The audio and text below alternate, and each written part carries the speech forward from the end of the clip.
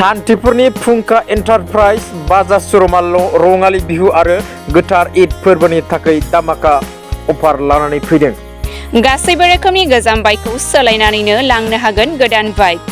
सान्तिपुर बाजारनि भुटान रडनि साखाथियाव थानाय फुंखा एन्टारप्राइज बाजाज श'रुमा बाइक सालायनो मोजां मोनग्राफोरनि थाखाय लानानै फैदों रङालि बिहु आरो गोथार ईद फोरबोनि थाखाय दामाका बाम्पार अफार। नोंथाङा खम बेसेनावनो मोननो हागोन गासैबो रोखोमनि बाजाज बाइक गारि।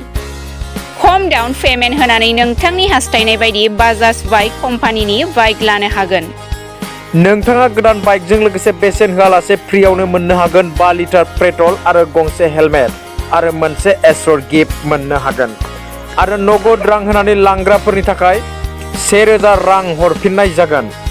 लोगोसे नोंथाङा बाइकखौ मोनलांनो थाखाय लोगोआव लाबोफानांगोन आधार कार्ड, पेन कार्ड, भटार कार्ड आरो बेंक एकाउन्ट। बे बाम्पार दामाका अफारा एप्रिल दाननि 1 अक्ट'निफ्राय लानानै एप्रिल दाननि 30 अक्ट'सिम थागोन होननानै फोरमायदों फुंखा एन्टारप्राइज बाजाज श'रुम मावख'निफ्राय। अब्लालाय मानोथो नेनानै थाबावनो, थाबैनो सुलाद लादो। जामबुं नं 7099100995 6003817191 बे नङाव सुलाद लादो।